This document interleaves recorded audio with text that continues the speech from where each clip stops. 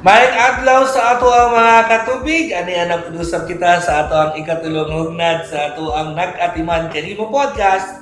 Ako si Junval Arenal. O ako usab si Oji Odrunia o welcome kamo sa atong episode 3 sa atong Nag-atiman Kanimo podcast.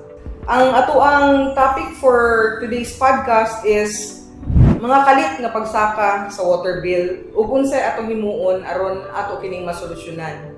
Ug tungod ana aduna kitay invite nga guest nga mo'y mutubag sa atong mga pangutana aron mapaklaro kung saan ang himuon ninyo kung abot sa punto nga nakasinati kamo sa pagsaka sa inyong bill, water bills ninyo. Ug para ana atong iimbitahan si Ma'am Emma Concepcion Campo Amor, ang Customer Service Officer A sa Customer Servicing Division under the Commercial Services Department. Mayong adlaw, Ma'am Emma. Mayong adlaw mga katubig. Thank you for having me here for the episode 3 of Nag-atiman Kanimo podcast. Welcome o salamat sa imuhang pagtambong karon sa kini nga episode nato. Salamat po. And this episode, mga katubig, is very informative para po matudluan ta kung sa ang atong angayang buhaton. Kung aduna kitay masinati nga kalit lang nga pagtaas sa ato ang balayronon, ano? Nga wala nato damha. Nga kalit na lang matag morning, kalit na lang og tubo ang atong bayronon. Ug I'm sure gusto na kayo maminaw ang tanan no sa atong mga discussion. Mm-hmm. But before that, amo sa ni siyang putlon for an advertisement. So stand by palihog.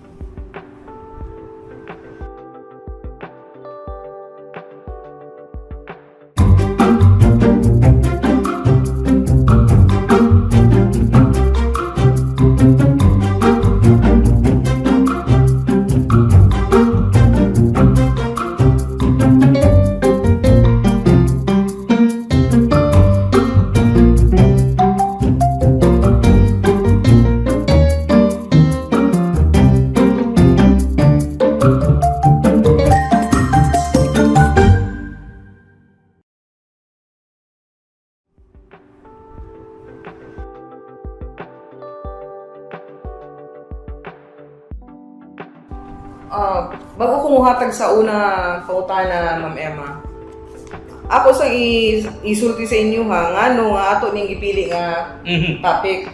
Kay tungod naatay mga nadawat nga mga text message sa ato ang FB page o naapoy mga call sa ato ang MAD Center. So ang ilahang mga kasagaran nga pangutana parehing ani na nagpadala sa tua nga concern lang ko. First time jud nga ingon ani kadako ang bill sa among tubig nga kasagaran minimum ra jud ni permi ang among ginabayaran. Karon dako kaayo. Unsa man ang among pwede himuon. So mao ni ang mga pangutana nga nakapaaghat nato nga mo himo interview buhan mabalaan sa ato ang mga consumer sa mga katubig nato kung unsa ilang angay buhaton kung makasinati sila ging ani nga experience. So mo na siya ang ato ang mga dapat hisgutanan nga dapat natong tutukan mga katubig no nga sa gipadala sa ato ang sender gikan sa ato ang mga hotline sa ato ang system nga ginagamit diri nga pwede nato na siya tukion. So right this very minute nga mga katubig ato ang paghahisgutan kung unsa bagyo ang angayang buhaton if ever yon ani ingon ato ang mahitabo. So sa una natong pangutana kay Ma'am Emma karong adlaw no. Ma'am, natay katong example ni Ma'am Oji nga kasinatian experience ato ang konsumidores no atong katubig nga nag-chat or nag-ato sa atong FB page. Unsa may hinungdan no sa pagkalit nga pagtaas sa water bill? Okay. Unsay mga posible nga hinungdan? Okay. So, ang posible na mga hinungdan, una, i-check nila ang ilahang water bill, ang present reading versus sa water meter. So, i-check nila kung tama ang reading, meaning, mo gyud ang ilahang consumption. So, pag mo gyud ilang consumption, so, posible na leakage gyud siya. Leakage ang hinungdan.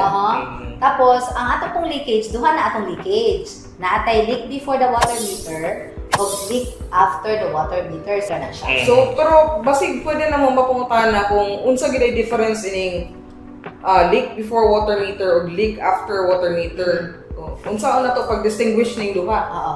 Ang leak before the water meter is dili na siya nag-register sa atong metro, meaning wala na na-bill, wala tay bayaran ana. Pero kinahanglan gihapon nato na siya i-report kay tungod pwede na siya hinungdan na sudgan og bakterya. Kay kasi ang uban baya ang ilahang usual na ginaingon, wala kay labot ana kay total leakage di man na mo bayaran. Pero dili na siya maayo nga mentalidad kay ang health nato ang nakasalalay diha. So sa ato pang gikaingon nato Ma'am Emma nga kining before the meter nga kailangan gihapon nato ni i-report ano para ma-actionan gihapon nato. Yes, para ma-repair. Para ma-repair. Going back sa ato ang topic Ma'am Emma with regards ni kalit na pagtaas sa ato ang water bill kay sama sa imong giingon dili man mo makaapekto sa ato ang water bill ang leakage before the meter. Ang ato lang i-report nato kay makaapekto na sa ato ang health kung pasagdan lang nato. Yes. No? So dito ta balik Ma'am, kung sa hinungdan sa kalit nga pagtaas sa water bill sa mas magingon nga leakage. So kana siya, ang nagtaas ang imong water bill tungod sa leakage is because sa leak after, meaning nag-register siya sa metro. Niagi siya sa imong metro. So mo na siya ang leak. So klarohon ta lang ni kay moingon man gud nga wala to siya na bill no. Klarohon na to ang before the meter nga leak, before the water meter, wala siya ni agi metro. Oo. So mo na nga walay mahitabo sa ilang bill kung nag-leak before the meter. Kaya wala man ni agi metrohan. Pero sa imo nagikaingon, kinahanglan nato siya i-report kay for health reasons, kay basig masudlan ng mga bacteria, for di pun masayang ang tubig. Yes. So mo klaro lang nato nga ang leak before the meter, wa na ni agi sa ilang metrohan. On the other hand, ang leak after the meter, niagi na sila metrohan, mauto ang makapasaka sa ilang bill. Yes, muna. Ang ikaduha na nga leakage is ang katong leak after the water meter, which is mo to ang nag-register sa ato ang bill o ato pud to siyang bayaran. Okay, salamat Ma'am Emma. So, kung ato ning mamatikdan no, na sinatian nato nga nisaka ang ato ang water bill, abrupt siya, kalit siya dili nga atong bill tung una previous months. Kalit nga nisaka unsay angay nato himuon. So, ang atong himon, pag as soon as possible, ipa-repair gyud dayon nato sa ato ang accredited na mga plumber. So, pwede sad ta mo adto sa manawag sa ato ang hotline sa Metro Kidapawan Water District Action dayon. Kay para i-assist na nila, hatagan ta nila og plumber. Ayan, so mga katubig, actually, ang ato mga accredited plumbers sa MKWD, adun na po na sila yung mga numbers, ano? Ato i-flash sa screen nga para pwede natong matawagan kasi pwede mo direct sa ilaha og tawag para ipa-repair na itong mga leakage. So, tama Val. So, kung nakita nyo karon sa inyong screen, kopyahan na lang ninyo or screenshot ninyo para puhon kung namin kinahanglan ng mga services sa plumbers, tawagin lang na ninyo mga numero. Yes. So, naapa ko'y dungag atong after sa na-repair na ang leakage. So, pag after na na-repair na nila ang leakage, mag-inform sila sa katong gitawagan nila naman, action dayon, para mag-inform sila kay para ma-investigate after the water meter kay naapod tay investigation mahitabuan na kay para maka-avail sila og installment or adjustment. Depende sa leakage nga na kabat nila. Ayun. Karon panahon na good Ma'am Emma, no? Sama sa mga giingon, unsa ba'y pwede natong ma-consider about aning mag-request for adjustment, no? Unsa ba'y pwede natong buhaton ini? Okay. So kato sa akong giingon ka ganina nga sa ato ang leak after duha ang ato ang matawag nga leak after, which is ang exposed leak of underground or under pavement leak. So sama sa giingon Ma'am Emma, ang exposed na gina-mention G, no, kanang makit-an nato. Pero ang underground kanang nalubong siguro sa semento, nalubong sa yuta, mao siguro na ginamit. Kanang naa sa mga kasagbutan, dili na to makita ka na sagbot, pero considered na siya nga exposed. nabutangan lang sagbot kay was ko Aha. na limpyo ang ilang mga Oo. lataran. Pero di gihapon nato na siya mahatagan og adjustment kay tungod lutaw. Oo. Sa tabunan lang. So, og mo na sakto. nga kinahanglan nga ang atong mga linya subay-subayon po nato no kung Correct. saan na nahitabo kay Oo. limpyuhan po nato buhan makita nato kung naa na ba day leak or naunsa na naputol na ba day na diha. So, pero kato balik ko sa ato ang hisgutan, consider to siya nga exposed. Yes, exposed Okay. dito siya. Naa man siya sa taas, wala man siya na tabunan o Yes. na semento or na Yes. lubong ano Oo. no. Pero aside from that, G, as exposed man ang atong ginaistoryahan, ang kato pong mga under pavement or underground, katong nalubong. Example, natin building, di ba ginapasaka man nato ng tubo, musahay ka ng tubo nato, naapil og semento. Under pavement gihapon siya. So pwede na siya mahulog na under pavement. Yes. So, tama, duha na kabuok ang ato ang leakage nga ginatutukan karon ang exposed ug ang under pavement. Okay. So muta na ko unsa itong gina-consider para muhatag ta og bill adjustment. May kina ka mangutana Ma'am Emma nga kanang unsa daw unsa may pwede na to Ang bale Unsa may ato ang adjustment ang atong ginahatagan o kanang adjustment is ang katong under pavement. Tapos ang ginahatag nato ana is 30%. So, wow, no? Naaday tayo ingon ana nga palisiya sa MKWD odds, no? Nga pag moingon ta og adjustment, dako mo po ng 30% kay mabawas, ano? So, kung nakay dako nga kuan nga balay runon, 30% dayon ang mabawas. Ayun. So, kumbaga, para ana Ma'am Emma, with regards po sa kasi pwede naman nato ma-adjust ang atong bill into 30%, ano? Napapod ba tayo scheme ani nga pwede na to ni siya bayaran pinaagi sa installment basis? Ang kanang ginaingon nimo nga installment basis is applicable na siya sa exposed leakage. Mo na siya. Yeah. So, kumbaga, kung exposed gidi ay siya, pwede gidi nato siya mahangyo ang opisina no nga i-installment lang nato. Nagana ta scenario Ma'am Emma no para dili na kayo ta mo mulayo kayo sa topic. Kung halimbawa ang ako ang mayroon nun is 10,000, no? Kay installment basis man ta, pila ka bulan ako siya pwedeng mabayaran, pila ka tuig na ako siya pwedeng mabayaran kasi installment basis naman ta. Dili ko siya maabot og tuig.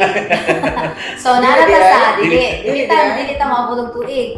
So nara gyud ta sa maximum of 6 months. So pwede na to siya i-divide ang 10,000 within 6 So kuha months. sa nato siya 30%. Like 10,000 kuha na to 30%. No, dili. Ang exposed na to, so installment ta. So ang mahitabo din ha, okay. so ang 10,000 nimo is mag-partial ka, ang remaining balance mao na to ang i-divide na to og Wow. 6 months. Tama Ma'am Emma kay ang exposed day nga leak dili na siya wala siya deduction nga Wala pila ka percent. wala. Pero tagaan ta consideration nga Taas. i-installment na to siya o Oo. bayad kay Oo.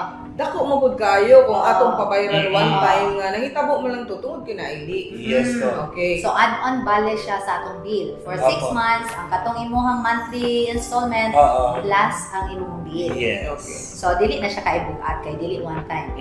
So kini ato ang adjustment nga hinahimo. Pila ka beses ta mohatag ini? Pwede ba ta nag-adjust na ko'y underground leak ibutang nato. So gikuhaan ko og gilas og 30% kung ako ang mayroon nun sa bill tungod kay underground leak man. Karon gipaayon ako okay na no na natagaan ako og 30% nga less sa katong akong mayroon nun. Karon kay duha ka bulan ang nilabay naana po ko'y leak Nausban na sa. Nausban na sad. Oo. Ay, na nga Pwede siya. ka nga ato na sang kuhaan ako na to. Mayo na siya nga pangutana. Pero ani na siya, once na ang 30% ang imong gi-avail, first and last, so one time lang yun na siya sa the whole ano nimo sa alright. Kaya isa ra gyud na to siya ma-avail. Pero follow-up question on that, Ma'am Emma. Pwede ba mo avail sa 30% o sa installment pa yun? Pwede. Pero dili 30%. So kung kanang duha imong ano kay tungod kay taas dako kay imong bill so di ra siya makaya. Ang mahitabo diha is 20% ang adjustment, tapos The rest, installment installment. ang the rest. Kung Oh. duha ay mong i-avail. Wow. Oo. So pwede na ikaayos Pwede siya, no? siya, pero 20 lang. So naana nito, ang ibig sabihin ka isa ra gid ay sa lifetime nato nga pagpakabit og tubig diri sa MKWD nga ma-adjust ang ato ang mayroon nun pag na-leakage no nga underpayment. So, Pero kining installment, Ma'am Emma, kapila man nato ni siya pwedeng ma-avail.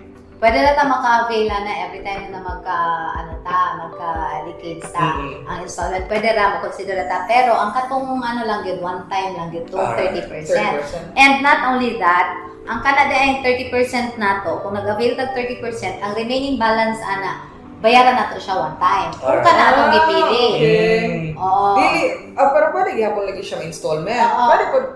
One time lang nato. Kung isa lang ba, kung halimbawa ang 30% na imong gi-avail, so ang remaining balance ato one time. Pero katong isa kaganiha nga imong gi-question na ang both ang imong i-avail, dili to siya 30%. So 20 siya. O And then installment, Oo. 6 months gyapon. Aha. Ayun. Ang maximum niya 6 months. Ayan, so medyo dako-dako na ang pwedeng maihatag sa ato ang kaayuhan sa MKWD, ano? Timely po kaayo kasi sa ato ang podcast walang daan nga title, Ma'am Oji, nag-atiman kanimo, ano? So number one jud kaayo pud ni siya nga best way of nag-atiman Sa kanimo. pag-atiman sa ato Yes. ang Oo, sa tubig. sa 30% pa lang. Nako na kayong adjustment. Yes. Sa installment basis, ibig sabihin na yapoy humanitarian aspect ang buhatan sa Metro Kidapawan Water Kaya mao na, District. ano? Kaya mao na ang ato ang paghatag ug pag-atiman Mhm. sa ato ang mga Yes. katubig, sa ato mga konsumidores. Pero another question, Ma'am Emma.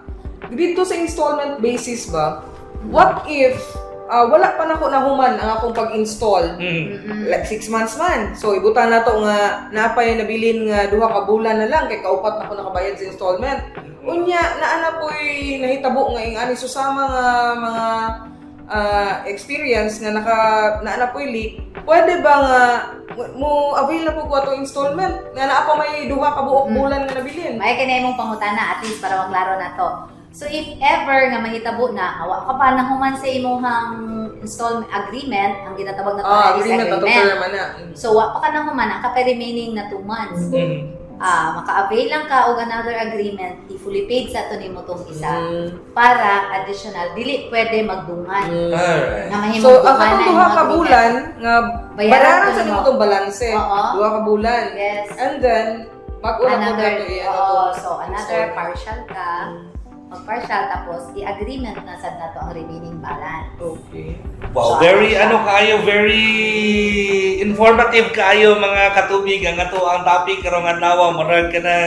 Murag loaded na kaayo ta, labi na kaayo atong paminaw nga di na ta problema sa to mga kaugalingon nga basi di nato ni kaya mabayaran og moabot niya. Pero ang ato na lang paningkamot ni Oji, ano, Ma'am Emma, nga unta mabantayan nato atong mga linya. Yes. No, kaya para dili na ta magka-problema ni ini ginatawag nato ba installment na sad or mag-avail na po tag 30%. Pero mind you guys, mind you, ang trabaho nila Ma'am Emma dito sa Commercial Services Department, everyday dagat kayong tao Oo, kasulod. Daghan Daghan pong tao gahangyo sa ilaha with regards ana ayaw lang mo kaulaw. Oo.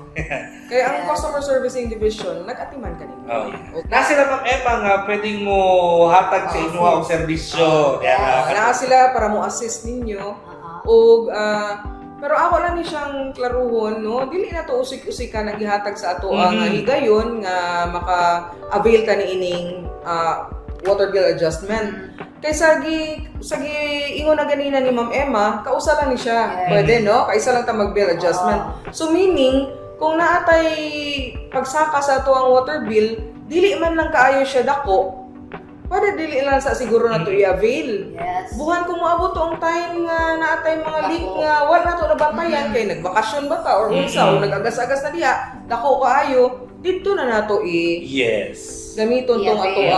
ang dito na nato i-avail tong ihatag sa ato ang kahigayunan sa Metro Kidapawan Water District nga makakuha ta og water bill adjustment. Ayan, so daghan kaayo ang ato ang nakutlo, pero this time siguro mga katubig, mura og gusto ko na itong panahon, Audrey, mura kinahanglan na tamo namilit, pero bago tamo namilit, ato asang tagaan siguro og gamay mensahe si Ma'am Emma para sa ato ang mga katubig nga nananaw karong adlaw. Yes. So, kato, para ma-avoid nato ng mga leakages, so, dapat from time to time, ato adjong i-check ang ato ang metro kung nagatuyok ba siya nga wa gigamit kay sure gyud ko leakage na siya. So, mo lang to. Salamat sa pag-invite sa ako. At least, nakahatag ko sa ilahaw information na munta na ay sila daghan ang nakuha. I'm sure na agito sila daghang nakatunan sa ato ang Yes. discussion karong adlaw. Alright. So, G? Manamilit na kita. Yes. Ninahuman ang ato ang ikatulong hugnad sa ato ang Nagatiman Kanimo podcast, mga katubig. Sa sunod na to nga pag-uman, sa sunod na tong podcast, hinaot nga na alang gihapon kamo din. Ako si Junval Arena. Ako sab si Ojo Drunya, ug daghang salamat. At tingin na pod sunod na tong episode sa ato Nagatiman Kanimo podcast aron ato na pong ipaambit kaninyo ang among pag-atiman. Daghang salamat.